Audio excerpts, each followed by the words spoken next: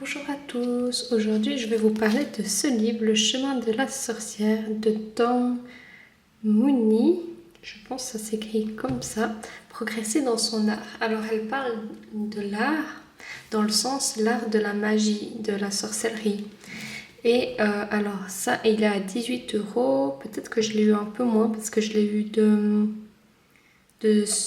seconde main. C'est aux éditions Danae. Au revoir à vos blocages et passez à l'étape suivante sur votre chemin magique.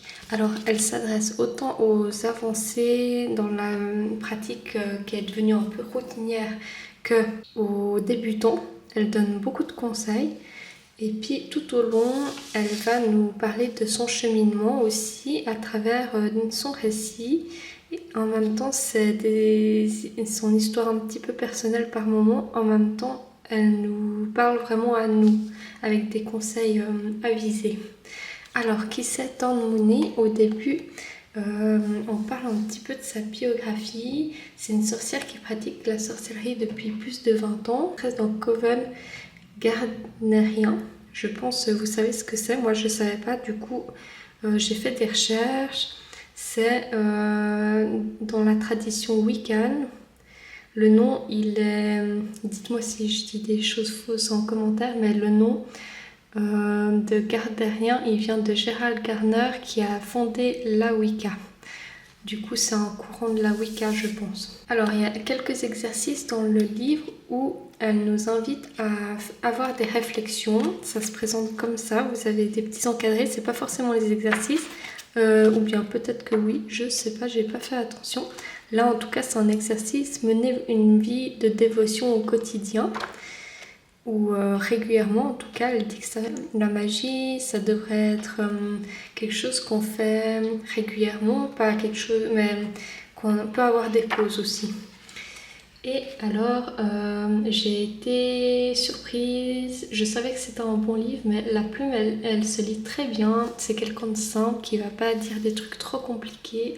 Elle nous perd pas dans des théories, etc.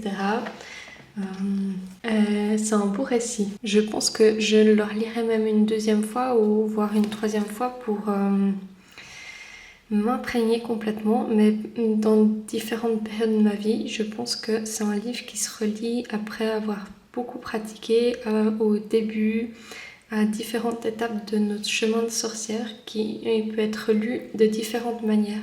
C'est un très bon livre pour ça. Alors peut-être je vais voir la table de matière avec vous, comme ça va peut-être vous parler plus. Alors, sommaire, chapitre 1, qu'est-ce que la sorcellerie? 2, l'espace sacré. 3, la dévotion. 4, la magie des rituels. Peut-être je m'avance un petit peu. 5, la pratique personnelle. 6, l'étude. 7, la communauté. 8, les défis et la conclusion. C'est quand même des chapitres. Ils sont longs, mais ils sont entrecoupés par les éléments. Il y a le feu, la terre, l'air. Puis chaque fois, elle raconte quelque chose par rapport au sujet, par exemple là, de la dévotion. Et elle approfondit vraiment très fort sa réflexion. C'est très intéressant d'avoir une réflexion qui sort de l'ordinaire. Alors, ce que j'ai beaucoup aimé dans le chapitre 7, voilà, la communauté. Alors, je ne suis pas quelqu'un qui aime beaucoup les groupes. Des fois, j'aime les groupes, mais je choisis bien mes groupes. Et elle a une très belle vision de l'amitié. Ça m'a vraiment surprise parce que je pensais que c'était un chapitre qui m'intéresserait pas du tout. Elle parle même de comment créer son coven si on a envie. Et du coup, je pensais que ça m'intéresserait pas de créer mon coven, etc. Mais je pense se réunir, et il y a des bons points à se réunir entre sorcières pour aussi se rassurer sur sa pratique et apprendre aussi différentes choses qu'on n'aurait pas appris toute seule ou tout seul pour les sorciers. Et elle parle aussi de dévotion, c'est très intéressant. Il y a un exercice sur le fait d'approcher une divinité. Elle nous pousse à nous interroger sur nous-mêmes, sur notre pratique. Alors c'est un livre introspectif, mais je dirais qu'il est plutôt cocooning. Il ne va pas nous chambouler, il est tout en douceur. il est rassurant sur les erreurs qu'on peut faire quand on débute le cheminement d'une sorcière et sur les peurs ou les craintes qu'on peut avoir. Elle l'utilise aussi à un moment donné sur les rituels. Elle explique un peu les rituels et comment appliquer la méthode SMART qu'on utilise dans le travail habituellement dans la sorcellerie, c'est-à-dire que le rituel soit spécifique, mesurable, atteignable, réaliste, temporel. Et j'ai trouvé que c'était très intéressant qu'elle utilise ça dans la sorcellerie, parce que c'est pas quelque chose qu'elle prend des outils qui s'appliquent ailleurs pour l'appliquer dans sa sorcellerie ou sa magie, et je trouve que c'est très intéressant comme approche.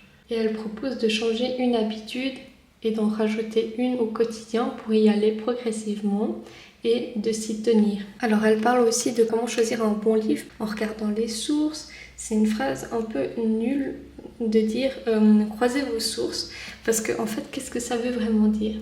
Elle parle plutôt de qui est l'auteur, qu'est-ce qu'il a écrit, de s'interroger vraiment quelle lecture il veut faire passer à travers son livre à ses lecteurs. Et c'est ainsi qu'on choisit bien un livre et un bon livre sérieux. Elle parle aussi du syndrome de l'imposteur, je crois que c'est vers la fin. Comment s'en défaire? Elle en parle aussi que le sentiment du syndrome de l'imposteur en sorcellerie est affreux et on se libère en revisualisant qui on était il y a quelques mois ou il y a même quelques années, qu'est-ce qu'on a progressé sur notre propre personne et pas en comparaison aux autres. Et elle pose des questions par exemple par rapport à le syndrome de l'imposteur. À quel moment avez-vous fait preuve de plus de confiance, de maturité et de contrôle? Célébrez ces choses et faites-le souvent. Je pense faire une vidéo à propos de ce livre sur de se faire une lettre à soi-même dans le futur pour quand notre pratique de la sorcellerie est amoindrie ou on n'a plus très envie de pratiquer. Des choses qui nous a donné envie de commencer par exemple.